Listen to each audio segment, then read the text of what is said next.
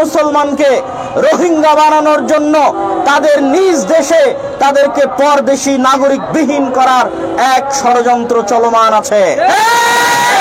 শুধু তাই নয়, ভারতের মুসলমানদের মুসলিম পারিবারিক আইন, ভারতের মুসলমানদের যে ওয়াকফ বোর্ড, এই ওয়াকফ বোর্ড এবং মুসলিম পারিবারিক আইনকে নিষিদ্ধ করার, বন্ধ করার অপপ্রয়াস এবং ষড়যন্ত্র চলমান আছে।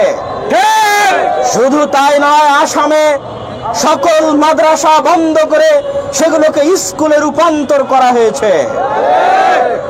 কাশী, মথুরা, বানারস, সম্ভাল সহ অসংখ্য মসজিদকে মন্দিরে রূপান্তর করার প্রচেষ্টা চলমান আছে। এই সমস্ত সংক্ষিপ্ত তথ্যের আলোকে বলতে চাই, বাংলাদেশে এরকম কোনো নজির নাই যে বাংলাদেশে কোনো মন্দিরে মুসলমানেরা হামলা করে সেই মন্দিরকে মসজিদ বানিয়েছে। বাংলাদেশে এরকম কোনো নজির নাই যে কোনো হিন্দুকে মুসলমানেরা পিটিয়ে হত্যা করেছে। কিন্তু ভারতে অসংখ্য মুসলমানকে গরুর গোশত রাখার কারণে, জয় শ্রীরাম না বলার কারণে গণপিটুনি দিয়ে হত্যা করা হয়েছে। তাহলে সংখ্যালঘু নির্যাতন কোথায় হচ্ছে? বাংলাদেশে না ভারতে? অতএব সংখ্যালঘু নির্যাতনের বিচার কোথায় চাইতে হবে? অতএব শান্তিরক্ষী বাহিনী কোথায় পাঠাতে হবে? আমি প্রধান উপদেষ্টা মহোদয় ডক্টর মোহাম্মদ ইউনূসকে বলেছি, আপনারা ডিফেন্সিভ খেলছেন। বাংলাদেশে যেখানে কোনো সমস্যা নাই সেখানে এত ডিফেন্স খেলার দরকার নাই। আপনারা যদি বাংলাদেশের স্বাধীনতা সার্বভৌমত্ব রক্ষা করতে চান, আপনাদেরকে যে কোনো মূল্যে মানুষ হিসেবে 1947 সালে যে ওয়াদা দিয়ে আমরা এই স্বাধীন জন্মভূমি পেয়েছি, সেই 1947 সালের ওয়াদাকে পূরণ করার জন্য ভারতের মুসলমানদের পক্ষে আওয়াজ উঠাতে হবে। বাংলাদেশের সরকারের প্রতি উদাত্ত আহ্বান জানাবো, আপনারা অবিলম্বে রাষ্ট্রীয়ভাবে বিবৃতি দিয়ে ভারতের মুসলমানদের উপর অত্যাচার এবং জুলুম বন্ধের বিবৃতি প্রদান করুন।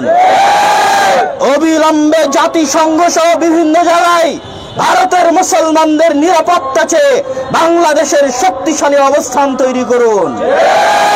শুধু তাই নয়, এই দক্ষিণ এশিয়ায় আরো যে দেশগুলো আছে যারা ভারতের আগ্রাসনের শিকার, ভারতের আধিপত্যের শিকার, নেপাল, ভুটান, মালদ্বীপ, শ্রীলঙ্কা, পাকিস্তান, তাদেরকে সাথে করে নিয়ে শক্তিশালী সার্ক গঠন করুন।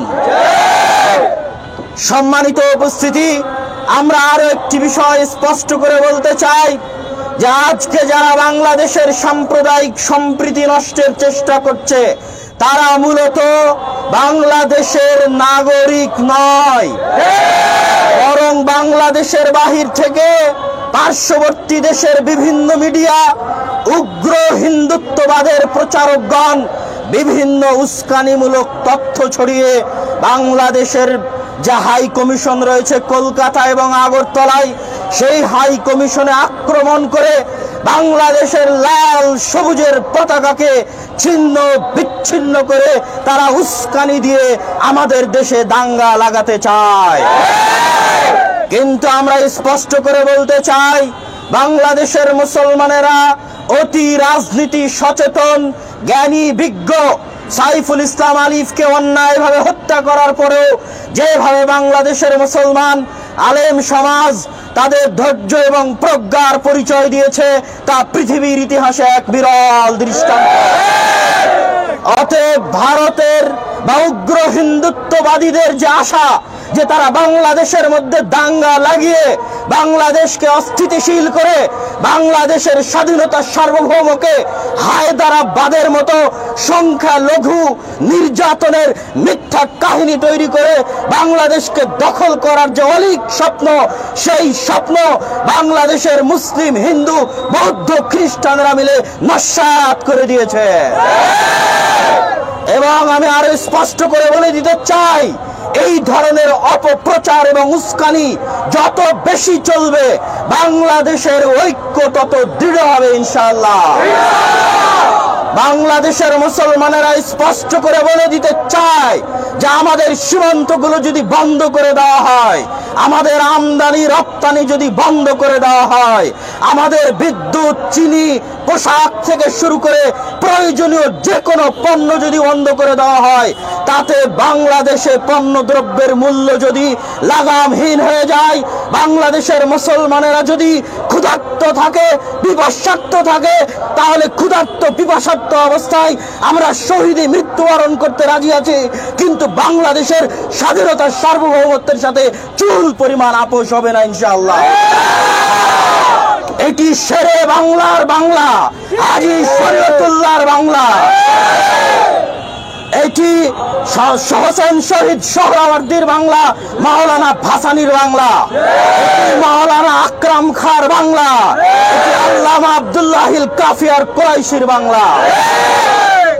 এই বাংলার মুসলমানেরা, শেরে বাংলার উত্তরসূরিরা, হাজী শরীয়তুল্লাহর উত্তরসূরিরা, তিতুমিরের উত্তরসূরিরা জীবন দেওয়া জানে। তারা জীবনের বিনিময়ে হলেও এই 1947 সালে পাওয়া এই মাতৃভূমিকে, মুসলমানদের আবাস স্থলকে আমরা যে কোনো মূল্যে রক্ষা করবই করব ইনশাআল্লাহ। নর্থ সাউথ সহ বিভিন্ন বিশ্ববিদ্যালয়ের ছাত্র ভাইয়েরা তাদের বক্তব্য, তাদের যুগোপযোগী পরামর্শ এবং মন্তব্য আপনাদের সামনে তুলে ধরেছে। তাদের আয়োজনে এই অনুষ্ঠানে উপস্থিত হয়ে আমি আমার নৈতিক এবং ঈমানি দায়িত্ব পালন করছি বলে মনে করি। আজকে দেশের এই ক্রান্তি লগ্নে আমাদের করণীয় কি হতে পারে, কয়েকটি বিষয় আমাদের মনে রাখতে হবে।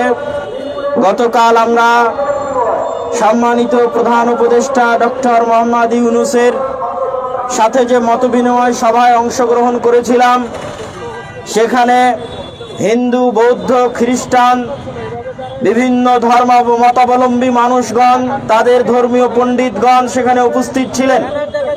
তারা সকলে এক বাক্যে স্বীকার করেছেন যে গত 5ই আগস্টের পর থেকে তাদের উপর কোনো হামলা, জুলুম, নির্যাতন হয়নি।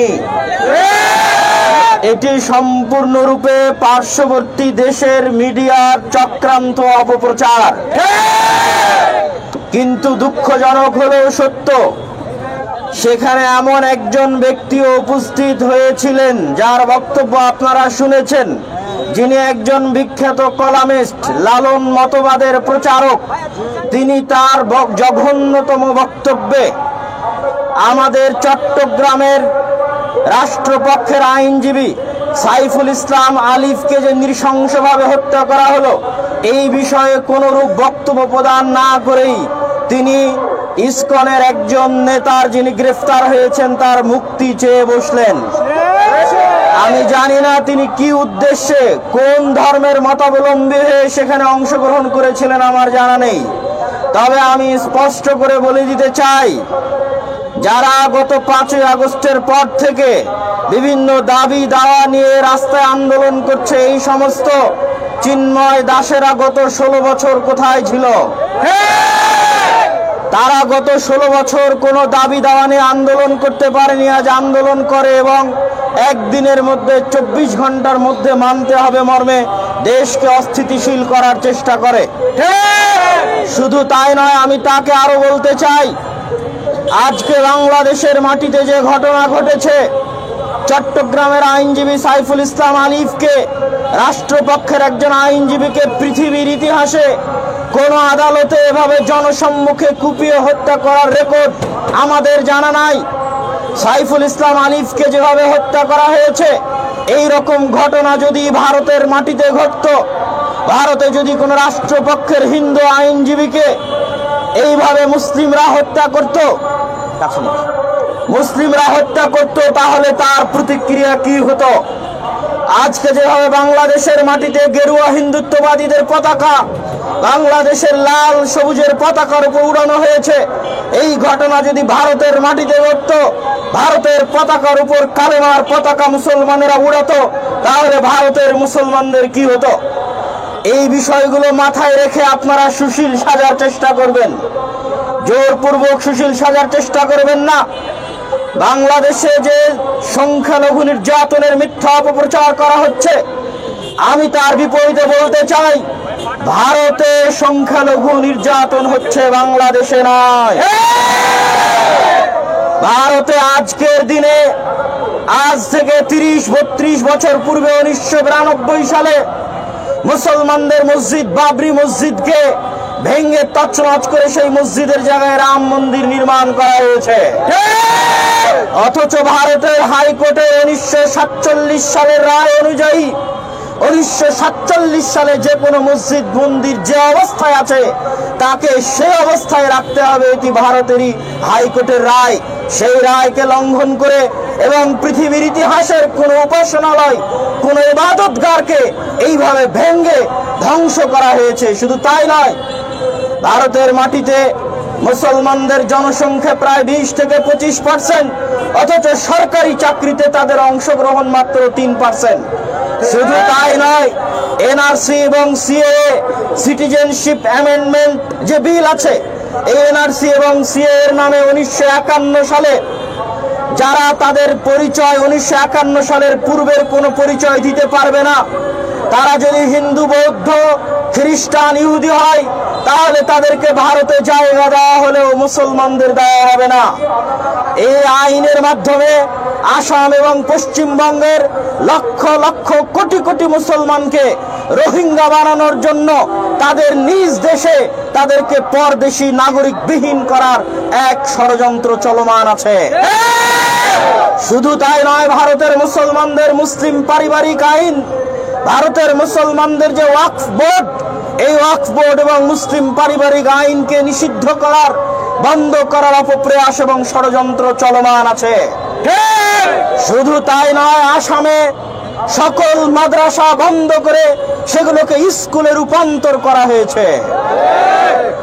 কাশী, মথুরা, বানারস, সম্বল সহ অসংখ্য মসজিদকে মন্দিরে রূপান্তর করার প্রচেষ্টা চলমান আছে। এই সমস্ত সংক্ষিপ্ত তথ্যের আলোকে বলতে চাই, বাংলাদেশে এরকম কোন নজির নাই যে বাংলাদেশে কোন মন্দিরে মুসলমানেরা হামলা করে সেই মন্দিরকে মসজিদ বানিয়েছে। বাংলাদেশে এরকম কোন নজির নাই যে কোনো হিন্দুকে মুসলমানেরা পিটিয়ে হত্যা করেছে, কিন্তু ভারতে অসংখ্য মুসলমানকে গরুর গোশত রাখার কারণে, জয় শ্রীরাম না বলার কারণে গণপিটুনি দিয়ে হত্যা করা হয়েছে।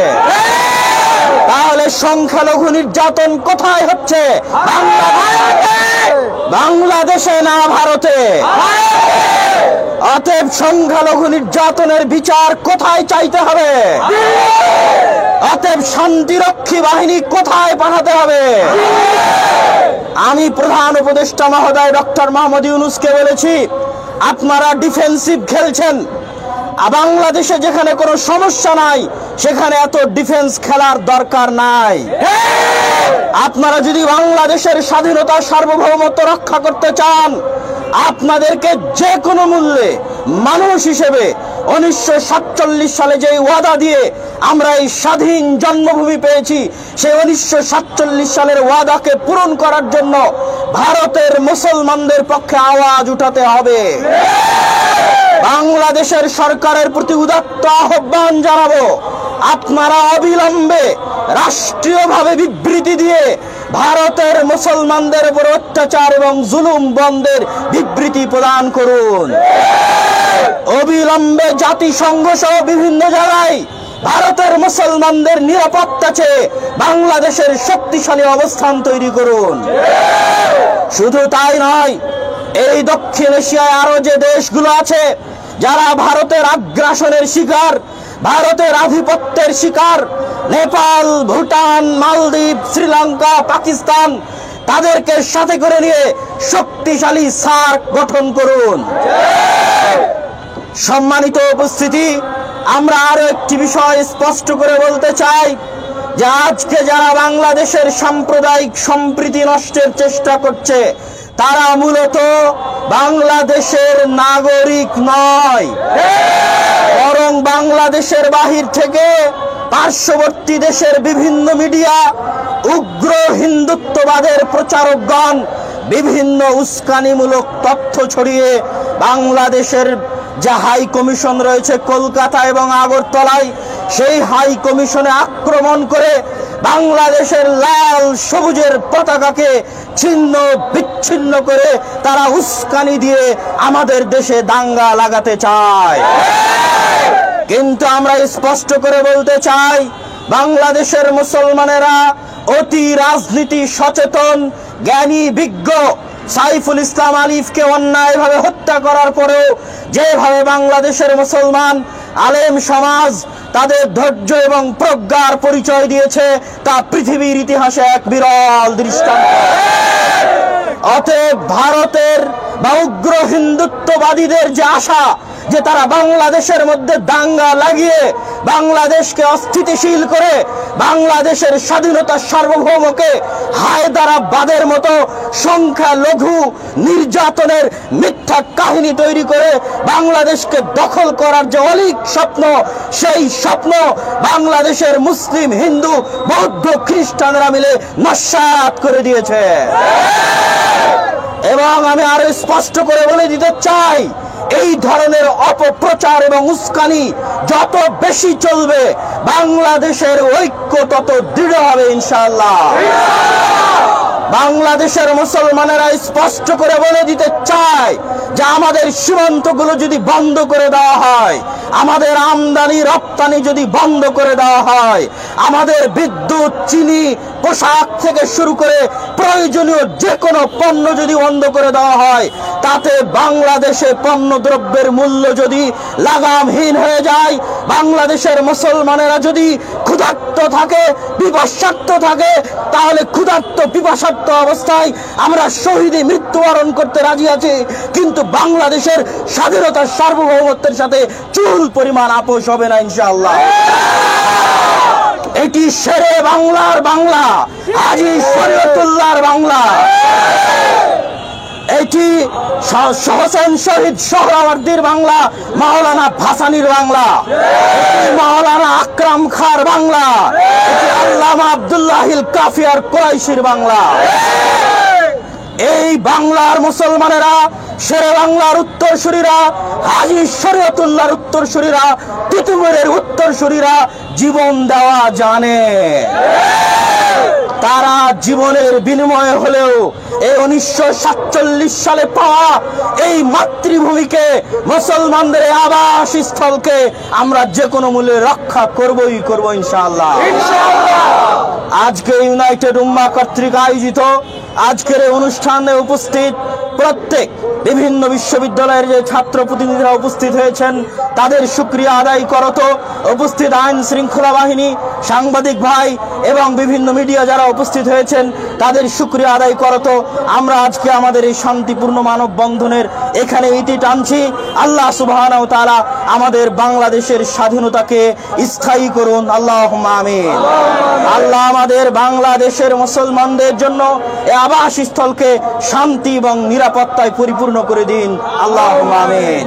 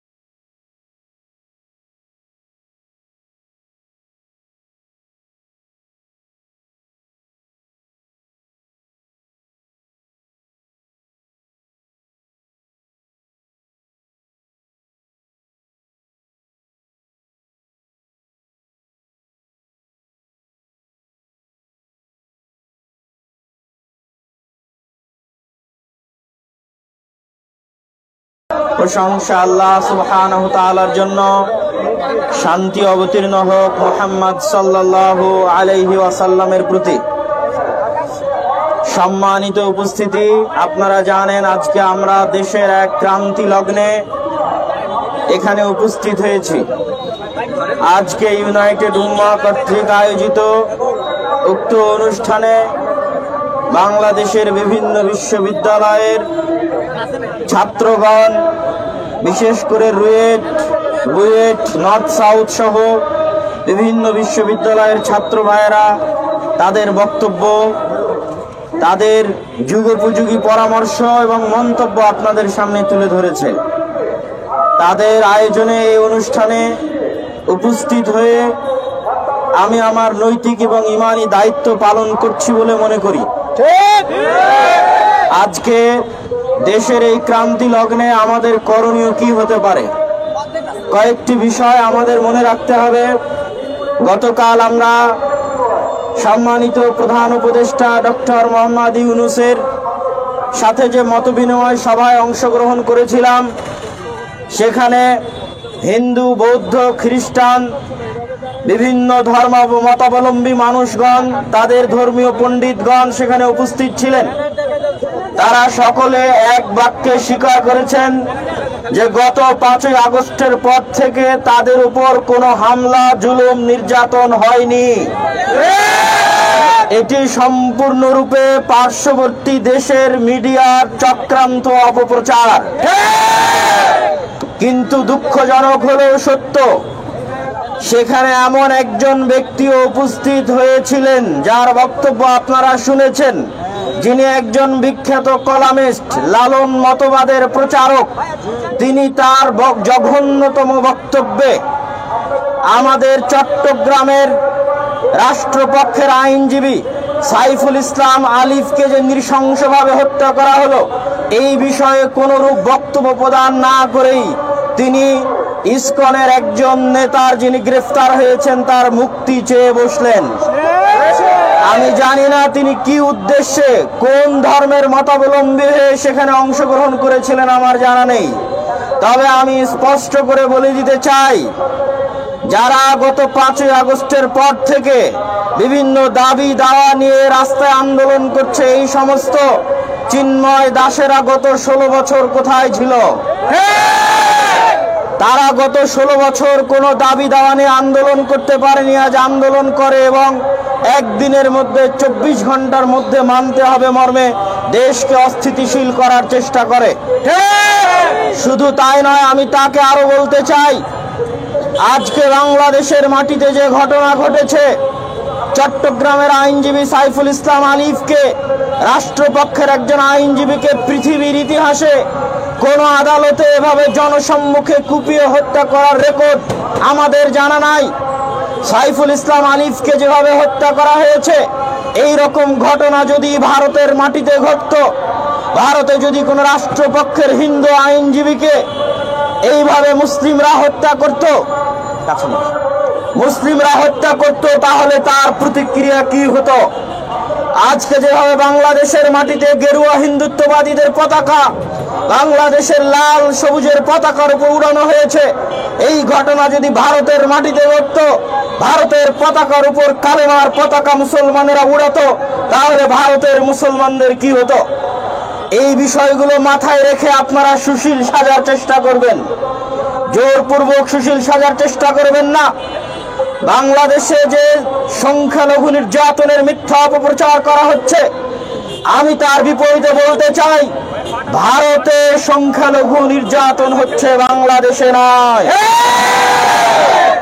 ভারতে আজকের দিনে, আজ থেকে 30-32 বছর পূর্বে 1992 সালে মুসলমানদের মসজিদ বাবরি মসজিদকে ভেঙে তছনছ করে সেই মসজিদের জায়গায় রাম মন্দির নির্মাণ করা হয়েছে। অথচ ভারতের হাইকোর্টের 1947 সালের রায় অনুযায়ী 1947 সালে যে কোনো মসজিদ মন্দির যে অবস্থায় আছে তাকে সে অবস্থায় রাখতে হবে, এটি ভারতেরই হাইকোর্টের রায়। সেই রায়কে লঙ্ঘন করে এবং পৃথিবীর ইতিহাসের কোন উপাসনালয়, কোন ইবাদতগারকে এইভাবে ভেঙে ধ্বংস করা হয়েছে। শুধু তাই নয়, ভারতের মাটিতে মুসলমানদের জনসংখ্যা প্রায় 20 থেকে 25%, অথচ সরকারি চাকরিতে তাদের অংশগ্রহণ মাত্র 3%। শুধু তাই নয়, এনআরসি এবং সিএএ সিটিজেনশিপ অ্যামেন্ডমেন্ট যে বিল আছে, এই এনআরসি এবং সিএএ এর নামে 1951 সালে যারা তাদের পরিচয় 1951 সালের পূর্বের কোনো পরিচয় দিতে পারবে না, তারা যদি হিন্দু, বৌদ্ধ, খ্রিস্টান, ইহুদি হয়, তাহলে তাদেরকে ভারতে জায়গা দেওয়া হলেও মুসলমানদের দেওয়া হবে না। এই আইনের মাধ্যমে আসাম এবং পশ্চিমবঙ্গের লক্ষ লক্ষ কোটি কোটি মুসলমানকে রোহিঙ্গা বানানোর জন্য তাদের নিজ দেশে তাদেরকে পরদেশী নাগরিক বিহীন করার এক ষড়যন্ত্র চলমান আছে।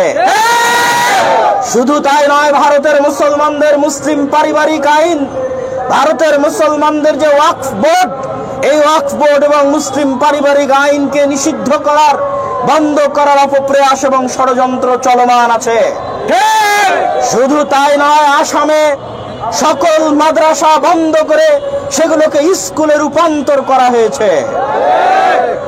কাশী, মথুরা, বানারস, সম্বল সহ অসংখ্য মসজিদকে মন্দিরে রূপান্তর করার প্রচেষ্টা চলমান আছে। এই সমস্ত সংক্ষিপ্ত তথ্যের আলোকে বলতে চাই, বাংলাদেশে এরকম কোনো নজির নাই যে বাংলাদেশে কোনো মন্দিরে মুসলমানেরা হামলা করে সেই মন্দিরকে মসজিদ বানিয়েছে। বাংলাদেশে এরকম কোনো নজির নাই যে কোনো হিন্দুকে মুসলমানেরা পিটিয়ে হত্যা করেছে, কিন্তু ভারতে অসংখ্য মুসলমানকে গরুর গোশত রাখার কারণে, জয় শ্রীরাম না বলার কারণে গণপিটুনি দিয়ে হত্যা করা হয়েছে। তাহলে সংখ্যালঘু নির্যাতন কোথায় হচ্ছে? বাংলাদেশে না ভারতে? অতএব সংখ্যালঘু নির্যাতনের বিচার কোথায় চাইতে হবে? অতএব শান্তিরক্ষী বাহিনী কোথায় পাঠাতে হবে? আমি প্রধান উপদেষ্টা মহোদয় ডক্টর মোহাম্মদ ইউনূসকে বলেছি, আপনারা ডিফেন্সিভ খেলছেন। বাংলাদেশে যেখানে কোনো সমস্যা নাই সেখানে এত ডিফেন্স খেলার দরকার নাই। আপনারা যদি বাংলাদেশের স্বাধীনতা, সার্বভৌমত্ব রক্ষা করতে চান, আপনাদেরকে যে কোনো মূল্যে মানুষ হিসেবে 1947 সালে যে ওয়াদা দিয়ে আমরা এই স্বাধীন জন্মভূমি পেয়েছি, সেই 1947 সালের ওয়াদাকে পূরণ করার জন্য ভারতের মুসলমানদের পক্ষে আওয়াজ উঠাতে হবে।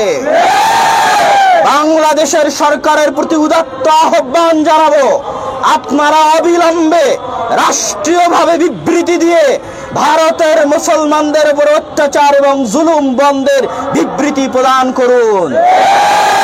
অবিলম্বে জাতিসংঘ সহ বিভিন্ন জায়গায় ভারতের মুসলমানদের নিরাপত্তা চেয়ে বাংলাদেশের শক্তিশালী অবস্থান তৈরি করুন। শুধু তাই নয়, এই দক্ষিণ এশিয়ায় আরো যে দেশগুলো আছে যারা ভারতের আগ্রাসনের শিকার, ভারতের আধিপত্যের শিকার, নেপাল, ভুটান, মালদ্বীপ, শ্রীলঙ্কা, পাকিস্তান, তাদেরকে সাথে করে নিয়ে শক্তিশালী সার্ক গঠন করুন। সম্মানিত উপস্থিতি, আমরা আরো একটি বিষয় স্পষ্ট করে বলতে চাই যে আজকে যারা বাংলাদেশের সাম্প্রদায়িক সম্প্রীতি নষ্টের চেষ্টা করছে, তারা মূলত বাংলাদেশের নাগরিক নয়, বরং বাংলাদেশের বাহির থেকে পার্শ্ববর্তী দেশের বিভিন্ন মিডিয়া, উগ্র হিন্দুত্ববাদের প্রচারকগণ বিভিন্ন উস্কানিমূলক তথ্য ছড়িয়ে বাংলাদেশের যে হাই কমিশন রয়েছে কলকাতা এবং আগরতলায়, সেই হাই কমিশনে আক্রমণ করে বাংলাদেশের লাল সবুজের পতাকাকে ছিন্ন বিচ্ছিন্ন করে তারা উস্কানি দিয়ে আমাদের দেশে দাঙ্গা লাগাতে চায়। কিন্তু আমরা স্পষ্ট করে বলতে চাই, বাংলাদেশের মুসলমানেরা অতি রাজনীতি সচেতন, জ্ঞানী, বিজ্ঞ। সাইফুল ইসলাম আলিফকে অন্যায়ভাবে হত্যা করার পরেও যেভাবে বাংলাদেশের মুসলমান আলেম সমাজ তাদের ধৈর্য এবং প্রজ্ঞার পরিচয় দিয়েছে, তা পৃথিবীর ইতিহাসে এক বিরল দৃষ্টান্ত। অতএব ভারতের বা উগ্র হিন্দুত্ববাদীদের যে আশা যে তারা বাংলাদেশের মধ্যে দাঙ্গা লাগিয়ে বাংলাদেশকে অস্থিতিশীল করে বাংলাদেশের স্বাধীনতা সার্বভৌমকে হায়দারাবাদের মতো সংখ্যালঘু নির্যাতনের মিথ্যা কাহিনী তৈরি করে বাংলাদেশকে দখল করার যে অলীক স্বপ্ন, সেই স্বপ্ন বাংলাদেশের মুসলিম, হিন্দু, বৌদ্ধ, খ্রিস্টানরা মিলে নস্যাৎ করে দিয়েছে। এবং আমি আরো স্পষ্ট করে বলে দিতে চাই, এই ধরনের অপপ্রচার এবং উস্কানি যত বেশি চলবে, বাংলাদেশের ঐক্য তত দৃঢ় হবে ইনশাআল্লাহ। বাংলাদেশের মুসলমানেরা স্পষ্ট করে বলে দিতে চায় যে আমাদের সীমান্তগুলো যদি বন্ধ করে দেওয়া হয়, আমাদের আমদানি রপ্তানি যদি বন্ধ করে দেওয়া হয়, আমাদের বিদ্যুৎ, চিনি, পোশাক থেকে শুরু করে প্রয়োজনীয় যে কোনো পণ্য যদি বন্ধ করে দেওয়া হয়, তাতে বাংলাদেশে পণ্য দ্রব্যের মূল্য যদি লাগামহীন হয়ে যায়, বাংলাদেশের মুসলমানেরা যদি ক্ষুধার্ত থাকে, পিপাসার্ত থাকে, তাহলে ক্ষুধার্ত পিপাসার্ত অবস্থায় আমরা শহীদে মৃত্যুবরণ করতে রাজি আছি, কিন্তু বাংলাদেশের স্বাধীনতার সার্বভৌমত্বের সাথে চুল পরিমাণ আপোষ হবে না ইনশাআল্লাহ। এটি শেরে বাংলার বাংলা, হাজী শরীয়তুল্লাহর বাংলা, এটি হোসেন শহীদ সোহরাওয়ার্দীর বাংলা, মাওলানা ভাসানীর বাংলা, মাওলানা আকরাম খাঁর বাংলা, আল্লামা আব্দুল্লাহিল কাফিয়ার কুরাইশির বাংলা।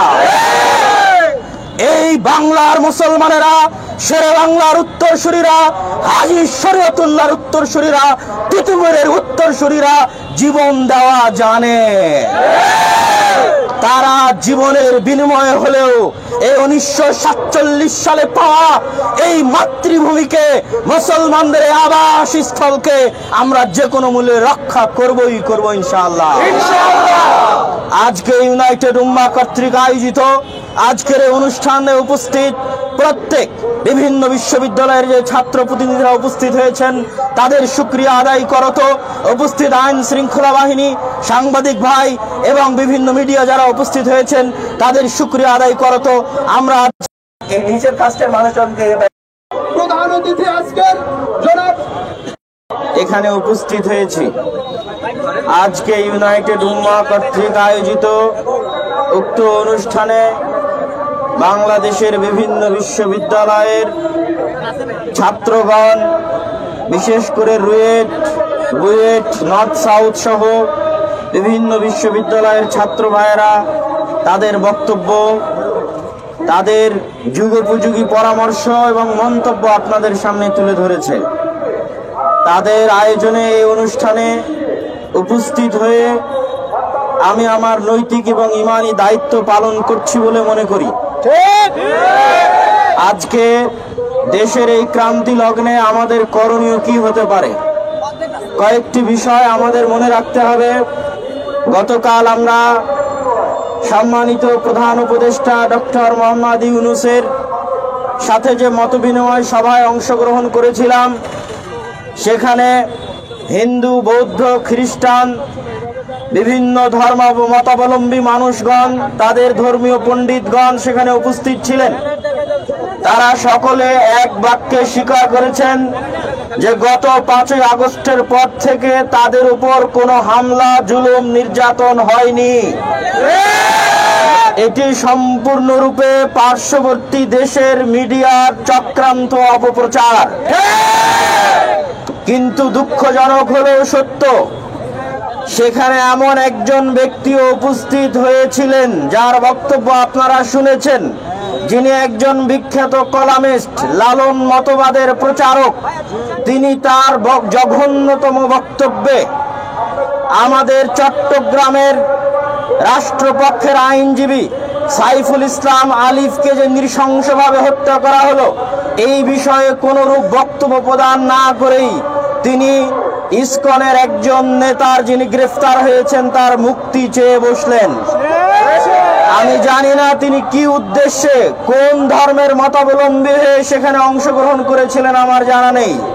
তবে আমি স্পষ্ট করে বলে দিতে চাই, যারা গত 5ই আগস্টের পর থেকে বিভিন্ন দাবি দাওয়া নিয়ে রাস্তায় আন্দোলন করছে, এই সমস্ত চিন্ময় দাসেরা গত 16 বছর কোথায় ছিল?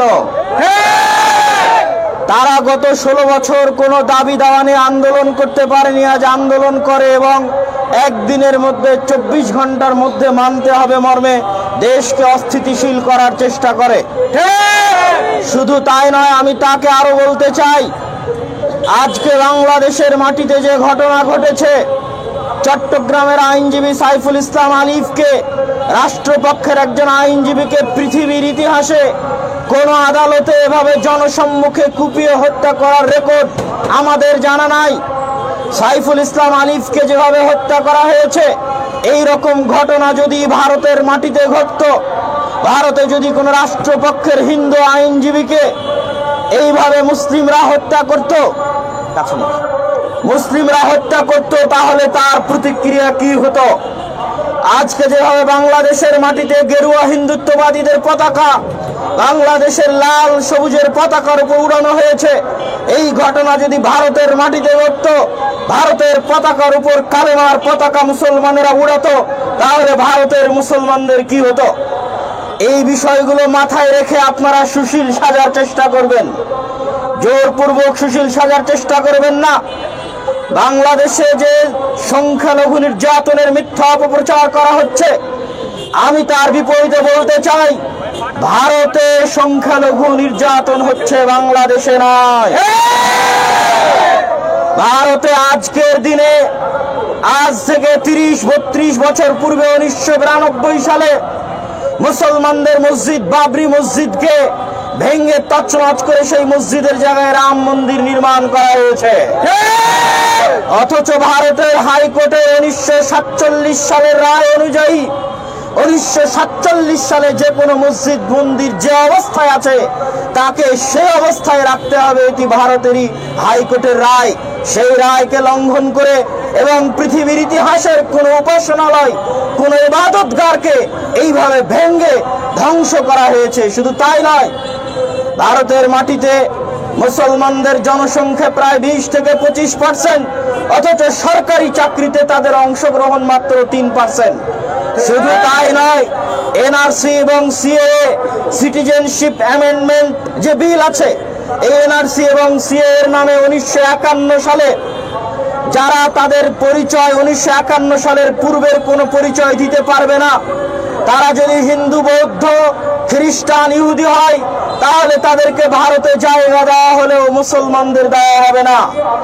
এই আইনের মাধ্যমে আসাম এবং পশ্চিমবঙ্গের লক্ষ লক্ষ কোটি কোটি মুসলমানকে রোহিঙ্গা বানানোর জন্য তাদের নিজ দেশে তাদেরকে পরদেশী নাগরিক বিহীন করার এক ষড়যন্ত্র চলমান আছে। শুধু তাই নয়, ভারতের মুসলমানদের মুসলিম পারিবারিক আইন, ভারতের মুসলমানদের যে ওয়াকফ বোর্ড, এই ওয়াকফ বোর্ড এবং মুসলিম পারিবারিক আইনকে নিষিদ্ধ করার, বন্ধ করার অপপ্রয়াস এবং ষড়যন্ত্র চলমান আছে। শুধু তাই নয়, আসামে সকল মাদ্রাসা বন্ধ করে সেগুলোকে স্কুলে রূপান্তর করা হয়েছে। কাশী, মথুরা, বানারস, সম্বল সহ অসংখ্য মসজিদকে মন্দিরে রূপান্তর করার প্রচেষ্টা চলমান আছে। এই সমস্ত সংক্ষিপ্ত তথ্যের আলোকে বলতে চাই, বাংলাদেশে এরকম কোনো নজির নাই যে বাংলাদেশে কোনো মন্দিরে মুসলমানেরা হামলা করে সেই মন্দিরকে মসজিদ বানিয়েছে। বাংলাদেশে এরকম কোনো নজির নাই যে কোনো হিন্দুকে মুসলমানেরা পিটিয়ে হত্যা করেছে, কিন্তু ভারতে অসংখ্য মুসলমানকে গরুর গোশত রাখার কারণে, জয় শ্রীরাম না বলার কারণে গণপিটুনি দিয়ে হত্যা করা হয়েছে। তাহলে সংখ্যালঘু নির্যাতন কোথায় হচ্ছে? বাংলাদেশে না ভারতে? অতএব সংখ্যালঘু নির্যাতনের বিচার কোথায় চাইতে হবে? অতএব শান্তিরক্ষী বাহিনী কোথায় পাঠাতে হবে? আমি প্রধান উপদেষ্টা মহোদয় ডক্টর মোহাম্মদ ইউনূসকে বলেছি, আপনারা ডিফেন্সিভ খেলছেন। বাংলাদেশে যেখানে কোনো সমস্যা নাই সেখানে এত ডিফেন্স খেলার দরকার নাই। আপনারা যদি বাংলাদেশের স্বাধীনতা, সার্বভৌমত্ব রক্ষা করতে চান, আপনাদেরকে যে কোনো মূল্যে মানুষ হিসেবে 1947 সালে যে ওয়াদা দিয়ে আমরা এই স্বাধীন জন্মভূমি পেয়েছি, সেই 1947 সালের ওয়াদাকে পূরণ করার জন্য ভারতের মুসলমানদের পক্ষে আওয়াজ উঠাতে হবে। বাংলাদেশের সরকারের প্রতি উদাত্ত আহ্বান জানাবো, আপনারা অবিলম্বে রাষ্ট্রীয়ভাবে বিবৃতি দিয়ে ভারতের মুসলমানদের উপর অত্যাচার এবং জুলুম বন্ধের বিবৃতি প্রদান করুন। অবিলম্বে জাতিসংঘ সহ বিভিন্ন জায়গায় ভারতের মুসলমানদের নিরাপত্তা চেয়ে বাংলাদেশের শক্তিশালী অবস্থান তৈরি করুন। শুধু তাই নয়, এই দক্ষিণ এশিয়ায় আরো যে দেশগুলো আছে যারা ভারতের আগ্রাসনের শিকার, ভারতের আধিপত্যের শিকার, নেপাল, ভুটান, মালদ্বীপ, শ্রীলঙ্কা, পাকিস্তান, তাদেরকে সাথে করে নিয়ে শক্তিশালী সার্ক গঠন করুন।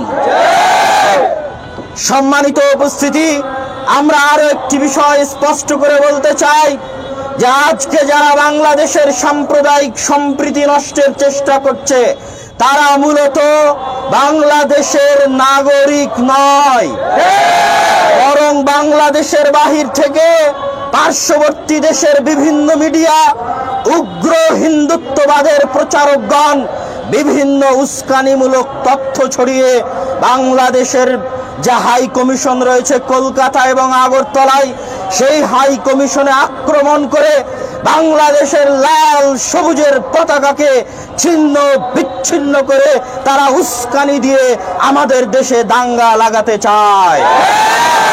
কিন্তু আমরা স্পষ্ট করে বলতে চাই, বাংলাদেশের মুসলমানেরা অতি রাজনীতি সচেতন, জ্ঞানী, বিজ্ঞ।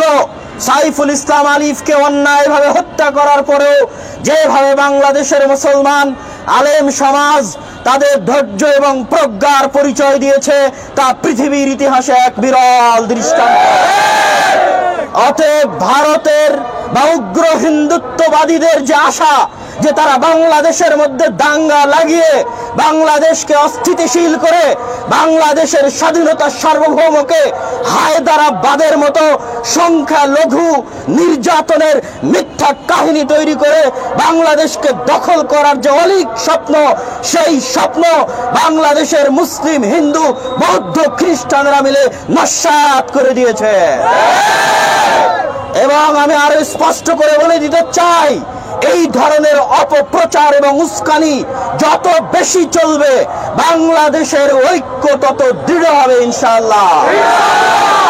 বাংলাদেশের মুসলমানেরা স্পষ্ট করে বলে দিতে চায় যে আমাদের সীমান্তগুলো যদি বন্ধ করে দেওয়া হয়, আমাদের আমদানি রপ্তানি যদি বন্ধ করে দেওয়া হয়, আমাদের বিদ্যুৎ, চিনি, পোশাক থেকে শুরু করে প্রয়োজনীয় যে কোনো পণ্য যদি বন্ধ করে দেওয়া হয়, তাতে বাংলাদেশে পণ্য দ্রব্যের মূল্য যদি লাগামহীন হয়ে যায়, বাংলাদেশের মুসলমানেরা যদি ক্ষুধার্ত থাকে, পিপাসার্ত থাকে, তাহলে ক্ষুধার্ত পিপাসার্ত অবস্থায় আমরা শহীদে মৃত্যুবরণ করতে রাজি আছি, কিন্তু বাংলাদেশের স্বাধীনতার সার্বভৌমত্বের সাথে চুল পরিমাণ আপোষ হবে না ইনশাআল্লাহ। এটি শেরে বাংলার বাংলা, হাজী শরীয়তুল্লাহর বাংলা, এটি হোসেন শহীদ সোহরাওয়ার্দীর বাংলা, মাওলানা ভাসানীর বাংলা, এটি মাওলানা আকরাম খাঁর বাংলা, এটি আল্লামা আব্দুল্লাহিল কাফিয়ার কুরাইশির বাংলা। এই বাংলার মুসলমানেরা, শেরে বাংলার উত্তরসূরিরা, হাজী শরীয়তুল্লাহর উত্তরসূরিরা, তিতুমিরের উত্তরসূরিরা জীবন দেওয়া জানে। তারা জীবনের বিনিময়ে হলেও এই 1947 সালে পাওয়া এই মাতৃভূমিকে, মুসলমানদের আবাস স্থলকে আমরা যে কোনো মূল্যে রক্ষা করবই করব ইনশাআল্লাহ। আজকে ইউনাইটেড উম্মাহ কর্তৃক আয়োজিত আজকের এই অনুষ্ঠানে উপস্থিত প্রত্যেক বিভিন্ন বিশ্ববিদ্যালয়ের যে ছাত্র প্রতিনিধিরা উপস্থিত হয়েছেন তাদের শুকরিয়া আদায় করত। উপস্থিত আইন শৃঙ্খলা বাহিনী, সাংবাদিক ভাই এবং বিভিন্ন মিডিয়া যারা উপস্থিত হয়েছেন তাদের শুকরিয়া আদায় করত। আমরা আজকে আমাদের এই শান্তিপূর্ণ মানববন্ধনের এখানে ইতি টানছি। আল্লাহ সুবহানাহু ওয়া তাআলা আমাদের বাংলাদেশের স্বাধীনতাকে স্থায়ী করুন, আল্লাহুম্মা আমিন। আল্লাহ আমাদের বাংলাদেশের মুসলমানদের জন্য এই আবাসস্থলকে শান্তি এবং নিরাপত্তায় পরিপূর্ণ করে দিন, আল্লাহুম্মা আমিন।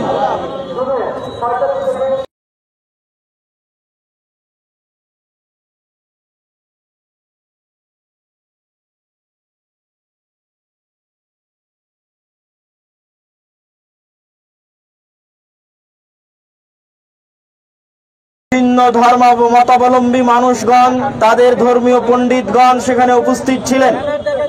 তারা সকলে এক বাক্যে স্বীকার করেছেন যে গত 5ই আগস্টের পর থেকে তাদের উপর কোনো হামলা, জুলুম, নির্যাতন হয়নি।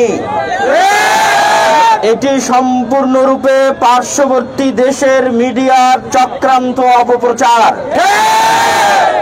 কিন্তু দুঃখজনক হলেও সত্য, সেখানে এমন একজন ব্যক্তিও উপস্থিত হয়েছিলেন যার বক্তব্য আপনারা শুনেছেন, যিনি একজন বিখ্যাত কলামিস্ট, লালন মতবাদের প্রচারক। তিনি তার জঘন্যতম বক্তব্যে আমাদের চট্টগ্রামের রাষ্ট্রপক্ষের আইনজীবী সাইফুল ইসলাম আলিফকে যে নৃশংসভাবে হত্যা করা হলো, এই বিষয়ে কোনরূপ বক্তব্য প্রদান না করেই তিনি ইসকনের একজন নেতার, যিনি গ্রেফতার হয়েছেন, তার মুক্তি চেয়ে বসলেন। আমি জানি না তিনি কি উদ্দেশ্যে, কোন ধর্মের মতাবলম্বী হয়ে সেখানে অংশগ্রহণ করেছিলেন, আমার জানা নেই। তবে আমি স্পষ্ট করে বলে দিতে চাই, যারা গত 5ই আগস্টের পর থেকে বিভিন্ন দাবি দাওয়া নিয়ে রাস্তায় আন্দোলন করছে, এই সমস্ত চিন্ময় দাসেরা গত 16 বছর কোথায় ছিল?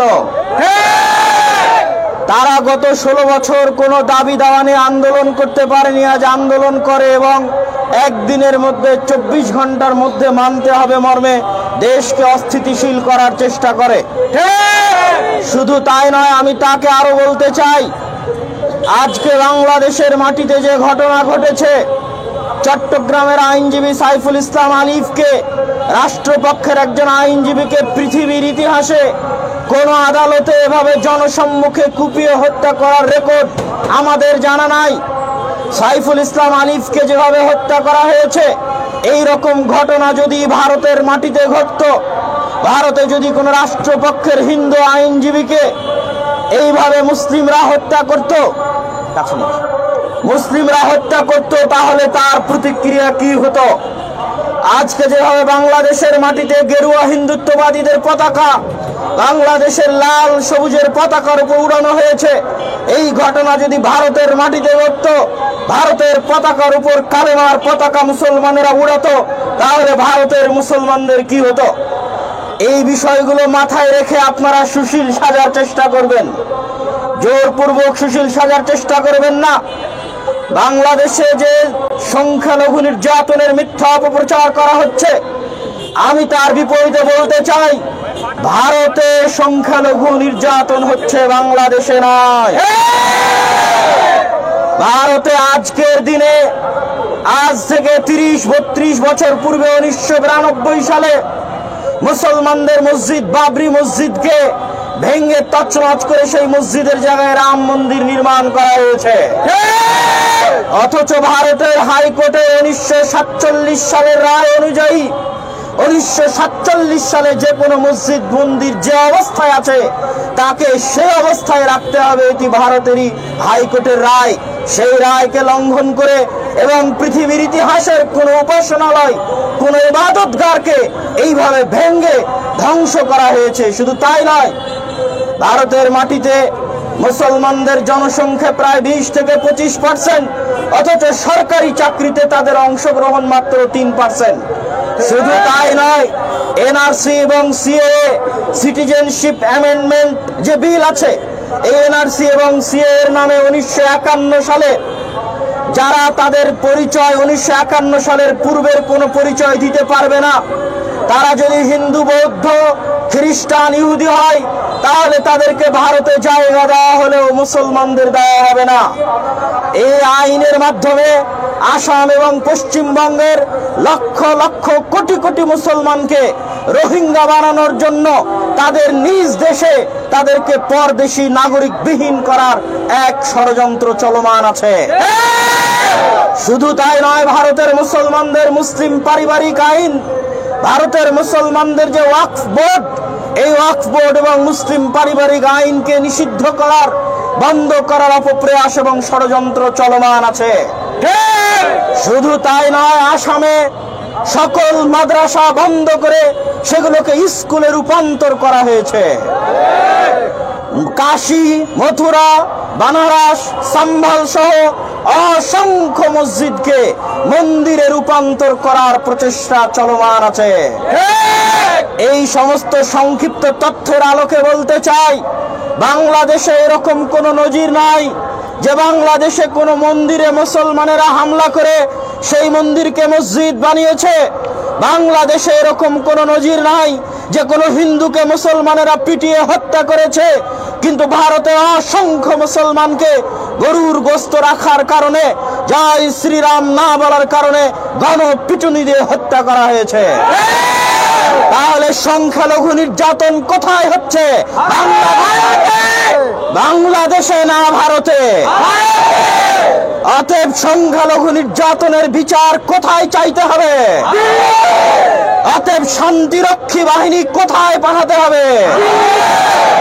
আমি প্রধান উপদেষ্টা মহোদয় ডক্টর মোহাম্মদ ইউনূসকে বলেছি, আপনারা ডিফেন্সিভ খেলছেন। বাংলাদেশে যেখানে কোনো সমস্যা নাই সেখানে এত ডিফেন্স খেলার দরকার নাই। আপনারা যদি বাংলাদেশের স্বাধীনতা সার্বভৌমত্ব রক্ষা করতে চান, আপনাদেরকে যে কোনো মূল্যে মানুষ হিসেবে 1947 সালে যে ওয়াদা দিয়ে আমরা এই স্বাধীন জন্মভূমি পেয়েছি, সেই 1947 সালের ওয়াদাকে পূরণ করার জন্য ভারতের মুসলমানদের পক্ষে আওয়াজ উঠাতে হবে।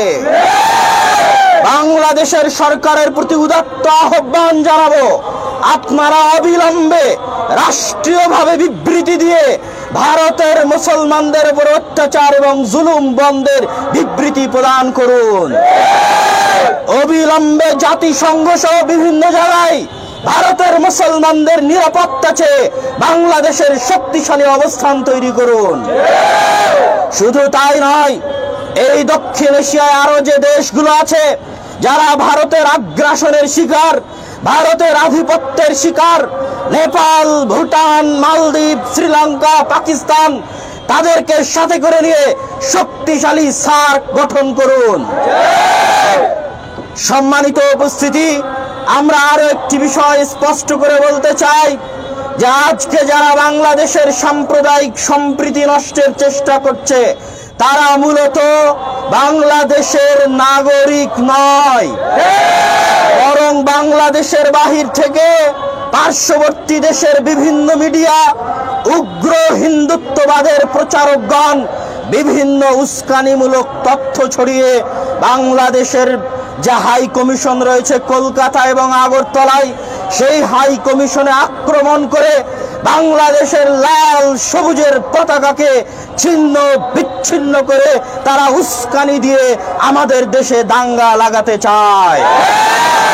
কিন্তু আমরা স্পষ্ট করে বলতে চাই, বাংলাদেশের মুসলমানেরা অতি রাজনীতি সচেতন, জ্ঞানী, বিজ্ঞ।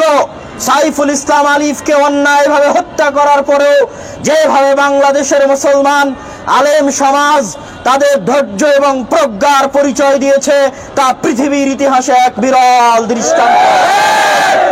অতএব ভারতের বা উগ্র হিন্দুত্ববাদীদের যে আশা যে তারা বাংলাদেশের মধ্যে দাঙ্গা লাগিয়ে বাংলাদেশকে অস্থিতিশীল করে বাংলাদেশের স্বাধীনতা সার্বভৌমকে হায়দারাবাদের মতো সংখ্যালঘু নির্যাতনের মিথ্যা কাহিনী তৈরি করে বাংলাদেশকে দখল করার যে অলীক স্বপ্ন, সেই স্বপ্ন বাংলাদেশের মুসলিম, হিন্দু, বৌদ্ধ, খ্রিস্টানরা মিলে নস্যাৎ করে দিয়েছে। এবং আমি আরো স্পষ্ট করে বলে দিতে চাই, এই ধরনের অপপ্রচার এবং উস্কানি যত বেশি চলবে, বাংলাদেশের ঐক্য তত দৃঢ় হবে ইনশাআল্লাহ।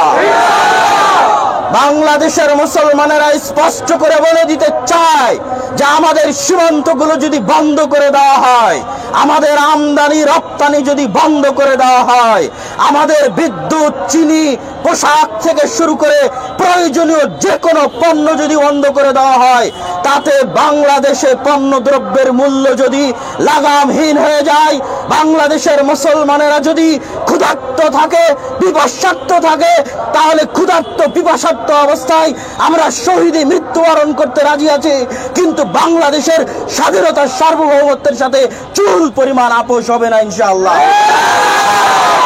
এটি শেরে বাংলার বাংলা, হাজী শরীয়তুল্লাহর বাংলা। এটি হোসেন শহীদ সোহরাওয়ার্দীর বাংলা, মাওলানা ভাসানীর বাংলা, মাওলানা আকরাম খাঁর বাংলা, আল্লামা আব্দুল্লাহিল কাফিয়ার কুরাইশির বাংলা। এই বাংলার মুসলমানেরা, শেরে বাংলার উত্তরসূরিরা, হাজী শরীয়তুল্লাহর উত্তরসূরিরা, তিতুমিরের উত্তরসূরিরা জীবন দেওয়া জানে। তারা জীবনের বিনিময়ে হলেও এই 1947 সালে পাওয়া এই মাতৃভূমিকে, মুসলমানদের আবাস স্থলকে আমরা যে কোনো মূল্যে রক্ষা করবই করব ইনশাআল্লাহ। আজকে ইউনাইটেড উম্মাহ কর্তৃক আয়োজিত আজকের এই অনুষ্ঠানে উপস্থিত প্রত্যেক বিভিন্ন বিশ্ববিদ্যালয়ের যে ছাত্র প্রতিনিধিরা উপস্থিত হয়েছেন তাদের শুকরিয়া আদায় করত, উপস্থিত আইন শৃঙ্খলা বাহিনী, সাংবাদিক ভাই এবং বিভিন্ন মিডিয়া যারা উপস্থিত হয়েছেন তাদের শুকরিয়া আদায় করত।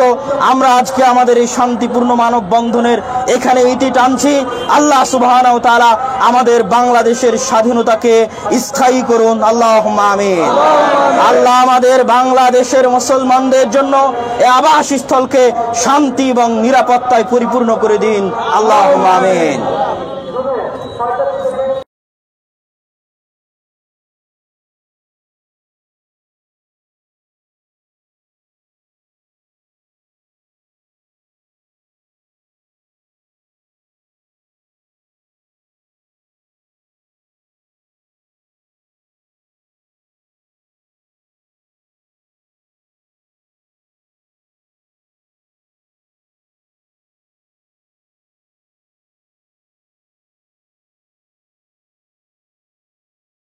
লাল সবুজের পতাকার উপর উড়ানো হয়েছে। এই ঘটনা যদি ভারতের মাটিতে ঘটতো, ভারতের পতাকার উপর কালেমার পতাকা মুসলমানেরা উড়াতো, তাহলে ভারতের মুসলমানদের কি হতো? এই বিষয়গুলো মাথায় রেখে আপনারা সুশীল সাজার চেষ্টা করবেন, জোরপূর্বক সুশীল সাজার চেষ্টা করবেন না। বাংলাদেশে যে সংখ্যালঘু নির্যাতনের মিথ্যা অপপ্রচার করা হচ্ছে, আমি তার বিপরীতে বলতে চাই, ভারতে সংখ্যালঘু নির্যাতন হচ্ছে, বাংলাদেশে নয়। ভারতে আজকের দিনে, আজ থেকে 30-32 বছর পূর্বে 1992 সালে মুসলমানদের মসজিদ বাবরি মসজিদকে ভেঙে তছনছ করে সেই মসজিদের জায়গায় রাম মন্দির নির্মাণ করা হয়েছে। অথচ ভারতের হাইকোর্টে 1947 সালের রায় অনুযায়ী 1947 সালে যে কোনো মসজিদ মন্দির যে অবস্থায় আছে তাকে সে অবস্থায় রাখতে হবে, এটি ভারতেরই হাইকোর্টের রায়। সেই রায়কে লঙ্ঘন করে এবং পৃথিবীর ইতিহাসের কোন উপাসনালয়, কোন ইবাদতগারকে এইভাবে ভেঙে ধ্বংস করা হয়েছে। শুধু তাই নয়, ভারতের মাটিতে মুসলমানদের জনসংখ্যা প্রায় 20 থেকে 25%, অথচ সরকারি চাকরিতে তাদের অংশগ্রহণ মাত্র 3%। শুধু তাই নয়, এনআরসি এবং সিএএ, সিটিজেনশিপ অ্যামেন্ডমেন্ট যে বিল আছে, এই এনআরসি এবং সিএএ এর নামে 1951 সালে যারা তাদের পরিচয় 1951 সালের পূর্বের কোনো পরিচয় দিতে পারবে না, তারা যদি হিন্দু, বৌদ্ধ, খ্রিস্টান, ইহুদি হয়, তাহলে তাদেরকে ভারতে জায়গা দেওয়া হলেও মুসলমানদের দেওয়া হবে না। এই আইনের মাধ্যমে আসাম এবং পশ্চিমবঙ্গের লক্ষ লক্ষ কোটি কোটি মুসলমানকে রোহিঙ্গা বানানোর জন্য তাদের নিজ দেশে তাদেরকে পরদেশী নাগরিক বিহীন করার এক ষড়যন্ত্র চলমান আছে। শুধু তাই নয়, ভারতের মুসলমানদের মুসলিম পারিবারিক আইন, ভারতের মুসলমানদের যে ওয়াকফ বোর্ড, এই ওয়াকফ বোর্ড এবং মুসলিম পারিবারিক আইনকে নিষিদ্ধ করার, বন্ধ করার অপপ্রয়াস এবং ষড়যন্ত্র চলমান আছে। শুধু তাই নয়, আসামে সকল মাদ্রাসা বন্ধ করে সেগুলোকে স্কুলে রূপান্তর করা হয়েছে। কাশী, মথুরা, বানারস, সম্বল সহ অসংখ্য মসজিদকে মন্দিরে রূপান্তর করার প্রচেষ্টা চলমান আছে। এই সমস্ত সংক্ষিপ্ত তথ্যের আলোকে বলতে চাই, বাংলাদেশে এরকম কোনো নজির নাই যে বাংলাদেশে কোনো মন্দিরে মুসলমানেরা হামলা করে সেই মন্দিরকে মসজিদ বানিয়েছে। বাংলাদেশে এরকম কোনো নজির নাই যে কোনো হিন্দুকে মুসলমানেরা পিটিয়ে হত্যা করেছে। কিন্তু ভারতে অসংখ্য মুসলমানকে গরুর গোস্ত রাখার কারণে, জয় শ্রীরাম না বলার কারণে গণপিটুনি দিয়ে হত্যা করা হয়েছে। তাহলে সংখ্যালঘু নির্যাতন কোথায় হচ্ছে? বাংলাদেশে না ভারতে? অতএব সংখ্যালঘু নির্যাতনের বিচার কোথায় চাইতে হবে? অতএব শান্তিরক্ষী বাহিনী কোথায় পাঠাতে হবে? আমি প্রধান উপদেষ্টা মহোদয় ডক্টর মোহাম্মদ ইউনূসকে বলেছি, আপনারা ডিফেন্সিভ খেলছেন। বাংলাদেশে যেখানে কোনো সমস্যা নাই সেখানে এত ডিফেন্স খেলার দরকার নাই। আপনারা যদি বাংলাদেশের স্বাধীনতা সার্বভৌমত্ব রক্ষা করতে চান, আপনাদেরকে যে কোনো মূল্যে মানুষ হিসেবে 1947 সালে যে ওয়াদা দিয়ে আমরা এই স্বাধীন জন্মভূমি পেয়েছি, সেই 1947 সালের ওয়াদাকে পূরণ করার জন্য ভারতের মুসলমানদের পক্ষে আওয়াজ উঠাতে হবে। বাংলাদেশের সরকারের প্রতি উদাত্ত আহ্বান জানাবো, আপনারা অবিলম্বে রাষ্ট্রীয়ভাবে বিবৃতি দিয়ে ভারতের মুসলমানদের উপর অত্যাচার এবং জুলুম বন্ধের বিবৃতি প্রদান করুন। অবিলম্বে জাতিসংঘ সহ বিভিন্ন জায়গায় ভারতের মুসলমানদের নিরাপত্তা চেয়ে বাংলাদেশের শক্তিশালী অবস্থান তৈরি করুন। শুধু তাই নয়, এই দক্ষিণ এশিয়ায় আরো যে দেশগুলো আছে যারা ভারতের আগ্রাসনের শিকার, ভারতের আধিপত্যের শিকার, নেপাল, ভুটান, মালদ্বীপ, শ্রীলঙ্কা, পাকিস্তান, তাদেরকে সাথে করে নিয়ে শক্তিশালী সার্ক গঠন করুন।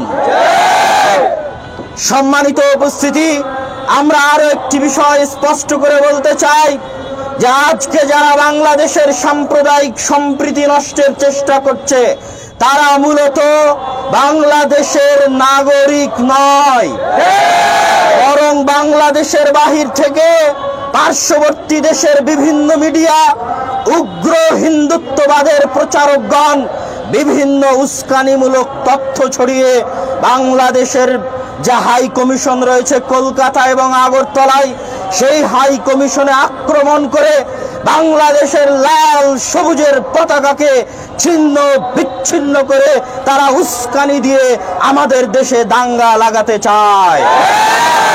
কিন্তু আমরা স্পষ্ট করে বলতে চাই, বাংলাদেশের মুসলমানেরা অতি রাজনীতি সচেতন, জ্ঞানী, বিজ্ঞ সাইফুল ইসলাম আলিফকে অন্যায়ভাবে হত্যা করার পরেও যেভাবে বাংলাদেশের মুসলমান আলেম সমাজ তাদের ধৈর্য এবং প্রজ্ঞার পরিচয় দিয়েছে, তা পৃথিবীর ইতিহাসে এক বিরল দৃষ্টান্ত। অতএব ভারতের বা উগ্র হিন্দুত্ববাদীদের যে আশা যে তারা বাংলাদেশের মধ্যে দাঙ্গা লাগিয়ে বাংলাদেশকে অস্থিতিশীল করে বাংলাদেশের স্বাধীনতা সার্বভৌমকে হায়দারাবাদের মতো সংখ্যালঘু নির্যাতনের মিথ্যা কাহিনী তৈরি করে বাংলাদেশকে দখল করার যে অলীক স্বপ্ন, সেই স্বপ্ন বাংলাদেশের মুসলিম, হিন্দু, বৌদ্ধ, খ্রিস্টানরা মিলে নস্যাৎ করে দিয়েছে। এবং আমি আরো স্পষ্ট করে বলে দিতে চাই, এই ধরনের অপপ্রচার এবং উস্কানি যত বেশি চলবে, বাংলাদেশের ঐক্য তত দৃঢ় হবে ইনশাআল্লাহ।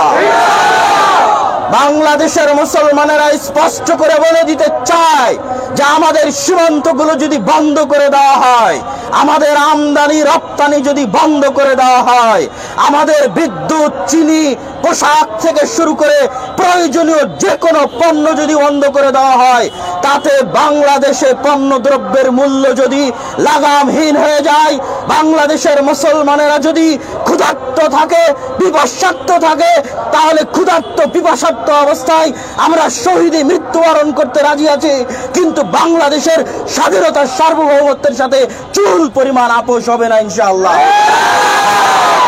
এটি শেরে বাংলার বাংলা,